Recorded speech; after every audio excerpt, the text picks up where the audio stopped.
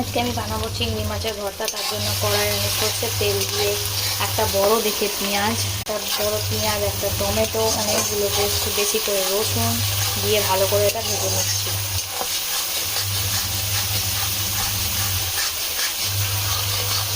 এবার চিংড়ি মাছগুলো দিয়ে ভালো করে ভেজে নেবো।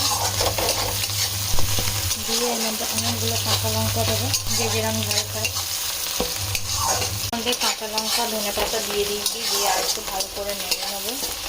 নিয়ে এবার এটা বন্ধ করে মিক্সিতে ভালো করে একদম পেস্ট করে নেবো। আর তেলটা অনেকটা পরিমাণ দিতে হবে, যেহেতু এটা ভর্তা বলে।